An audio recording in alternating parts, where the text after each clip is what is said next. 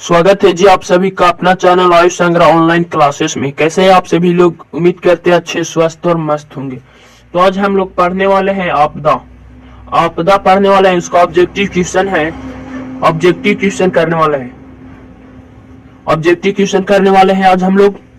तो जल्दी से आप लोग अपने दोस्तों साथियों में शेयर कर दीजिए। शेयर कर दीजिए आप अपने दोस्तों साथियों में। ऑब्जेक्टिव क्वेश्चन करने वाले हैं। क्वेश्चन पहला कहा गया है, इनमें से कौन सी प्राकृतिक आपदा नहीं है? प्राकृतिक आपदा नहीं है, कौन सा है? आतंकवाद जो है प्राकृतिक आपदा नहीं है। ये कैसा आपदा है? आतंकवाद। तो यह है मानव निर्मित आपदा। हमारा कितने प्रकार के होते हैं? आपदा कुछ हमारा 3 प्रकार के होते हैं। आपदा हमारा 2 प्रकार के होते हैं। आपदा हमारा कितने प्रकार के होते हैं? 2। पहला है प्राकृतिक, पहला है प्राकृतिक और दूसरा है मानव निर्मित।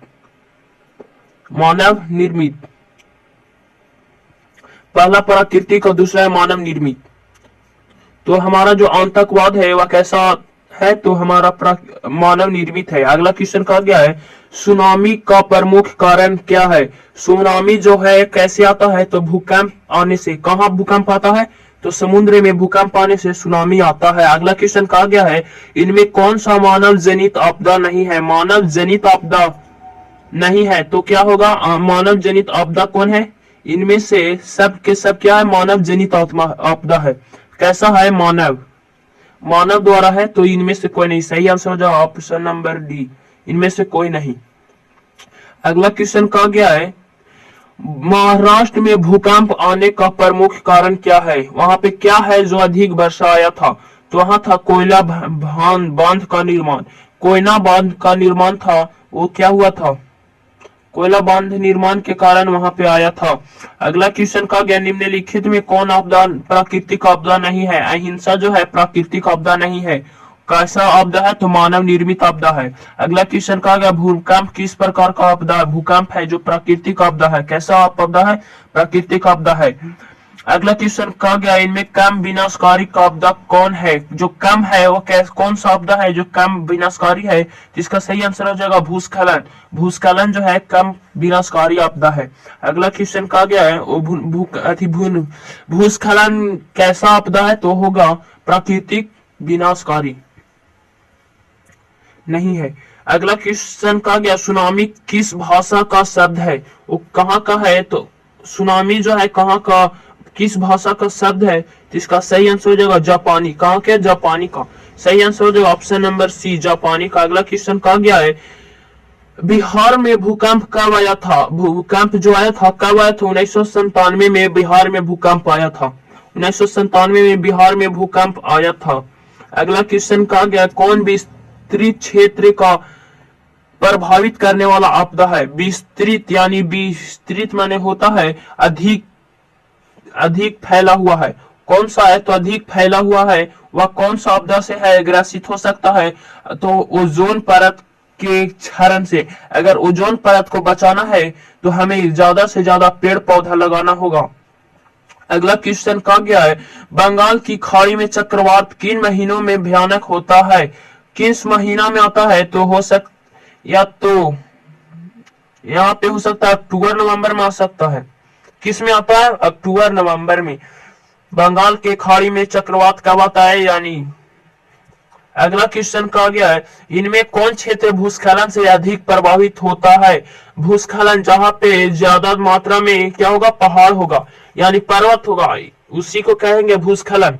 तो कश्मीर और उत्तराखंड क्या होगा? कश्मीर उत्तराखंड। और अगला क्वेश्चन कहा गया है, इनमें कौन भारत का सूखा क्षेत्र माना जाता है?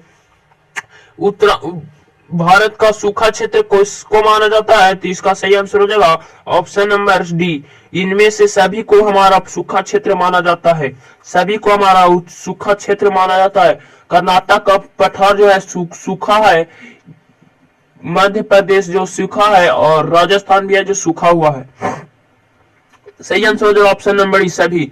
यहाँ पे देख सकते हैं आप लोग, ऑप्शन आंसर भी दिया गया है।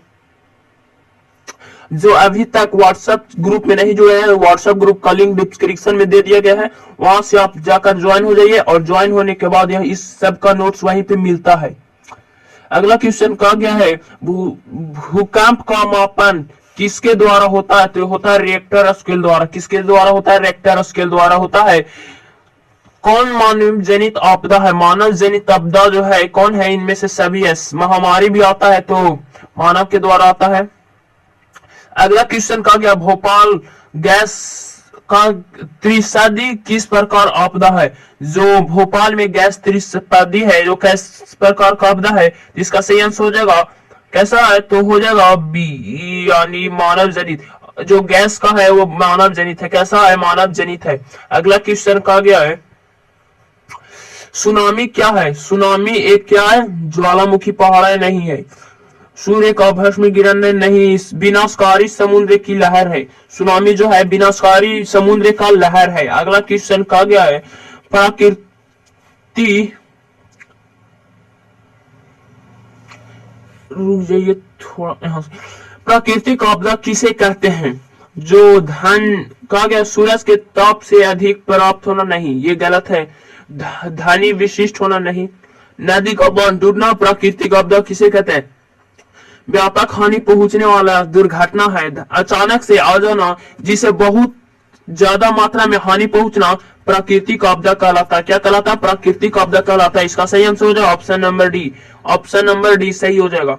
अगला क्वेश्चन कहा गया है 19 नंबर आपदा प्रबंधन किसे कहते हैं? आपदा प्रबंधन किसे कहते हैं? प्राकृतिक आपदाओं को दूषित परिणाम को कम करना, किया जाना नहीं। भूकंप को रोकना आपदा प्रबंधन नहीं, बल्कि स्वच्छ आपदा प्रबंधन किसे कहते हैं? तो इसका सही आंसर हो जाएगा ऑप्शन नंबर सी। प्राकृतिक आपदाओं को दुष्परिणामों को कम करना क्या उपाय आपदा प्रबंधन कहते हैं। आपदा से बचना आपदा प्रबंधन कहलाता है।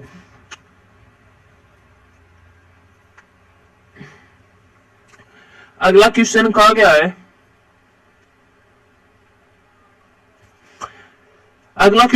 बाढ़ प्रबंधन में किस बात पर सबसे अधिक ध्यान देना चाहिए? बाढ़ प्रबंधन अगर आ गया तो क्या करना चाहिए? दोनों तरफ तट का निर्माण करना चाहिए, नदी पर मौजूद पुल बनवाना चाहिए, सही इन दोनों तरफ घनी विस्तृत बनाना चाहिए। क्वेश्चन नंबर सी हो जाएगा। दोनों नदी पर पुल बनवा देना चाहिए, दोनों तरफ तटबंध बनवाना चाहिए। क्या बनवाना चाहिए? तटबंध, जिसको कहते हैं पुल। अगला क्वेश्चन, यहाँ पे क्वेश्चन ही नहीं छपा गया। अगला क्वेश्चन कहा गया है आपदा प्रबंधन का प्रमुख घटक कौन है? इनमें से सभी हो सकता। आपदा प्रबंधन कहाँ कहाँ हो सकता है? सभी जगह आ सकता है।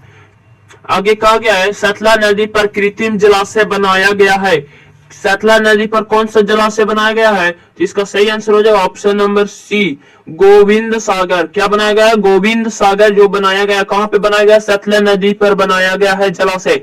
अगला क्वेश्चन कहा गया जमीन पर बहुउद्देशीय बिहार में कितने जमीन पर बहुउद्देशीय समुद्री भवन निर्माण किया गया है? तो इसका सही आंसर हो जाएगा ऑप्शन नंबर ए, 4000 वर्ग फीट। 4000 वर्ग फीट ऑप्शन नंबर ए सही आंसर हो जाएगा। जो अभी तक अपने दोस्तों में शेयर नहीं किए हैं प्लीज शेयर कर दीजिए। नदी के जल ग्रहण क्षेत्र में वृक्षों का रहने से क्या लाभ होता है? जो जल में है, नदी के जल ग्रहण यानी समुद्र के किनारा जो वृक्ष लगाया जाता है वह किसके लिए होता है? तो बादल आकर्षित होता है और वर्षा को संभावना बढ़ा देती है। क्या कहते हैं? वर्षा अधिक होती है। और अगला क्वेश्चन का गैस आपदा के समय कौन सी समस्या संचार बंद होता है? तो यहाँ पे रहना चाहिए मोबाइल एवं टावर ट्रांसपोर्ट का टूटना, सड़कों के जहां तहां अथी हो जाना नहीं।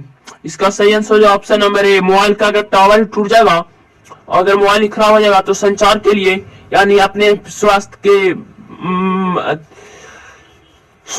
के लिए फोन किससे करेंगे? उस चीज को कैसे मंगाएंगे?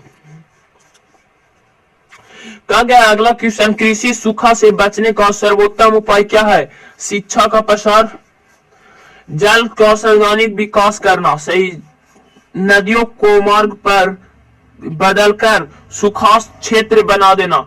क्या कर देना, नदी जो मार्ग है, नदी का मार्ग है उसको क्या बना देना, सूखा बना देना। यही है कृषि सूखा से बचने का सर्वोत्तम उपाय। क्या, जलवोध वैज्ञानिक करना, ये हमारा सूखा कर देगा। अगर जहां पे अधिक नदी है वहां पे और अगर सूखा बना देंगे तो और सूखा हो जाएगा। अगर वहीं पे सूखा जगह है उस पे अगर जल अगर आ जाए तो वहां पे अच्छा कृषि हो सकता है। तो इसका सही आंसर हो जाए ऑप्शन नंबर बी। अगला क्वेश्चन कहा गया है, अगला क्वेश्चन कहा गया है,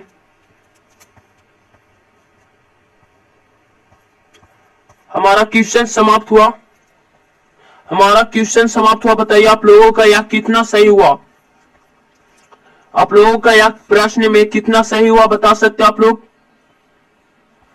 अगर आपको इस तरह की नोट चाहिए तो लिंक डिस्क्रिप्शन में दिया गया है, व्हाट्सएप चैनल और व्हाट्सएप ग्रुप का, आप वहां पे आप जाकर ज्वाइन हो सकते हैं। वहां पे नोट्स दिया गया है और इस जो पढ़ाई हो रहा है उसका नोट्स दिया जाता है, वहीं पे आप ज्वाइन हो जाए। इसी प्रकार के वीडियो देखने के लिए जुड़े रहे आयुष संग्रह ऑनलाइन क्लासेस के साथ। मिलेंगे अगले वीडियो में। अब कमेंट में बताइए आप लोगों को यह क्लास कैसा लगा। मिलेंगे अगले वीडियो में, तब तक के लिए जय हिंद, जय भारत, वंदे मातरम।